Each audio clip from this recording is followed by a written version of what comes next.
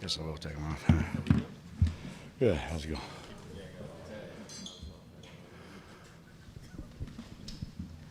All right, we'll start today with Coach Elarbee. Just raise your hand and we'll get a mic.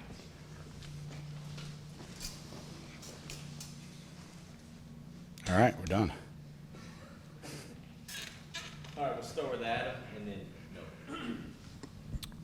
Glenn, with Campbell and Carrick, you've got two guys that you've seen on film play high-level college football. Does that change your evaluation? Is that a different evaluation than other guys you've seen only play for you? Man, I think at this time of year, and spring, summer, fall, like everybody's out there competing. Even guys that are return starters or not. Like, I don't think you can ever live completely in the past. Some guys they're a little older, maybe catch a break here or there. But man, we're this early in camp. It's everybody trying to go out there and compete and start, and competition makes everyone better. Well, is there any reference point of like a guy like Campbell? You saw something on film from him before. When you see it on the practice field, do you say that looks like what we were sold, what I thought we would get? For sure, yeah, no doubt on that. I think both those guys have been even better than that. They've grown since last year. I think that's the great part about it. I don't know. They're both really, really good. Glad they're here. Yeah, I was going to ask about Addison Nichols, just kind of how he's developed at that center spot. He's doing good. He had a better day today. He's still rolling between center and left guard. I think all our centers have to do a better job snapping the football right now, but that's kind of the start of camp in spring anytime. But we're working to correct that as we speak. Austin and Patrick. I've got two things I'll ask them separately, though.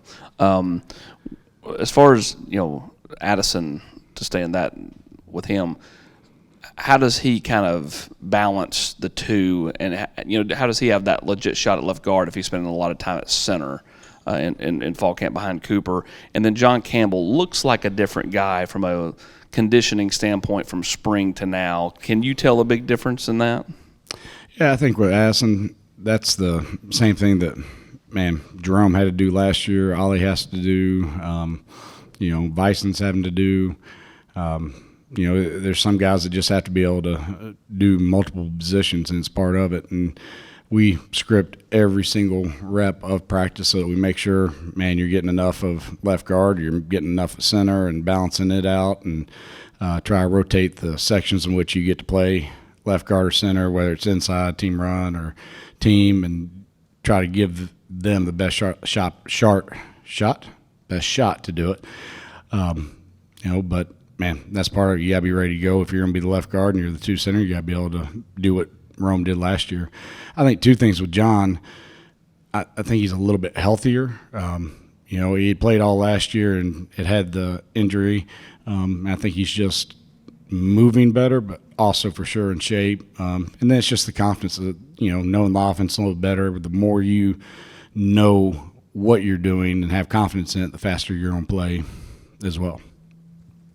Glenn, you talked a lot about the competition. How do you balance wanting to go with that as long as you can to get a complete evaluation of all your guys versus wanting to get some of those starting spots and maybe rotation spots locked in where the guys can start working next to each other?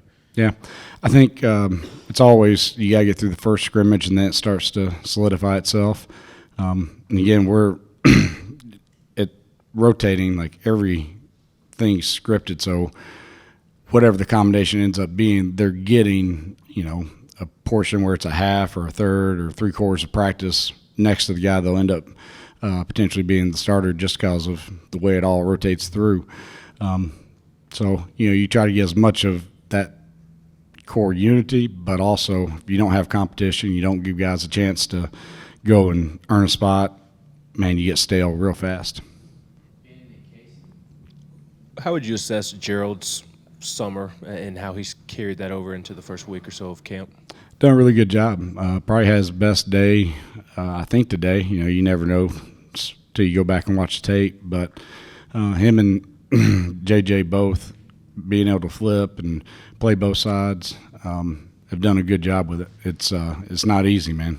trying to flip the plays in your head and play fast, that's a tough ask.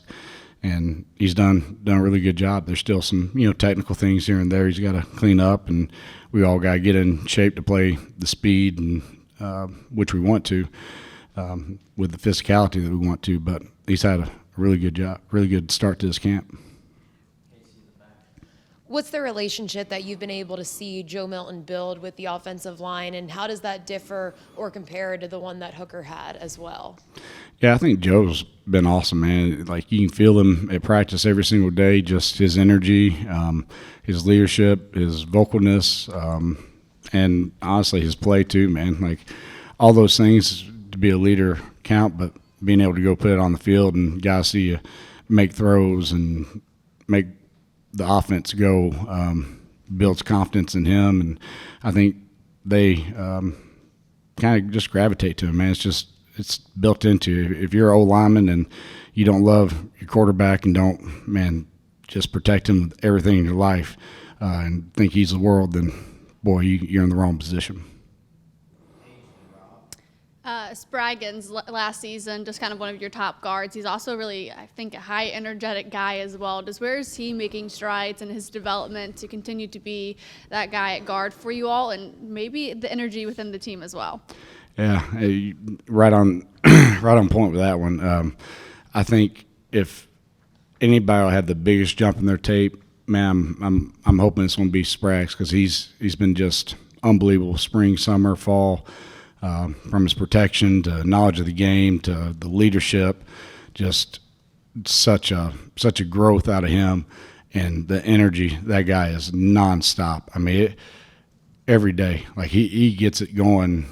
Just there's not a more energetic, juicy guy on the field. Play in, play out.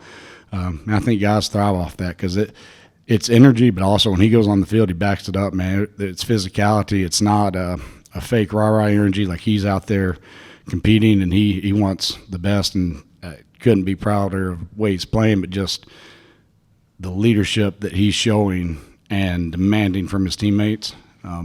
It's awesome.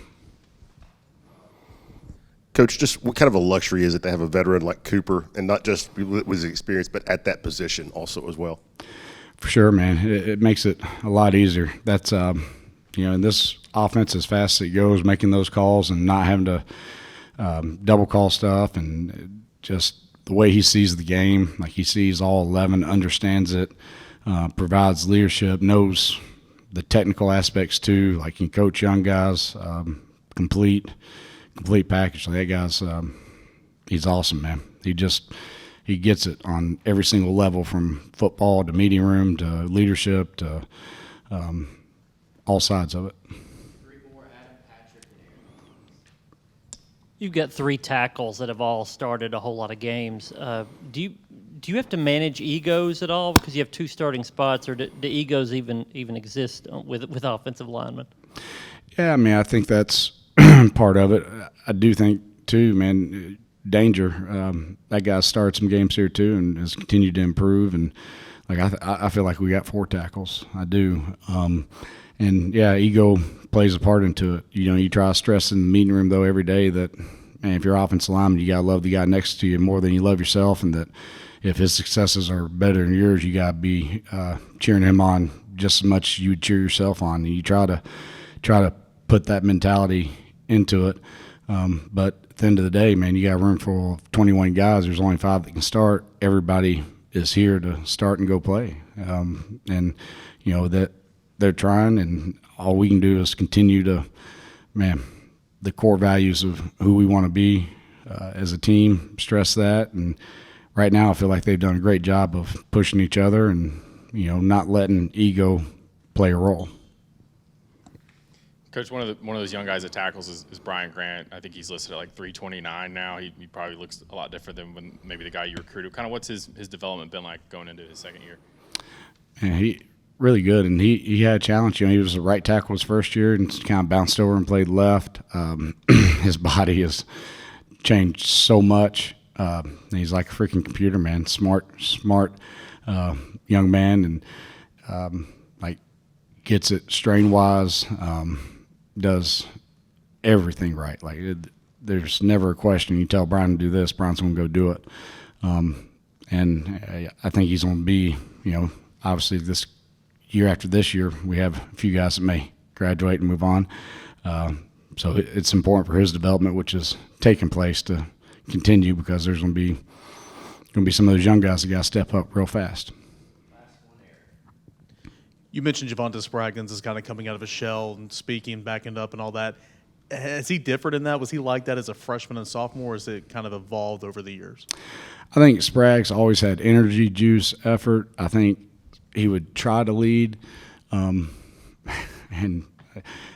it was just like a, I don't know, like a missile with a fin missing. Just wasn't always just right on the mark. But now that guy's got pinpoint accuracy with every word that comes out of his mouth. Like he's on it. He knows what the pulse of the situation is, what needs to be fixed, what direction as the offensive line, as the team, we need to go. Young guys, everything. Like, just super, super proud of him. Thank you, Coach. Awesome. Thank you, guys.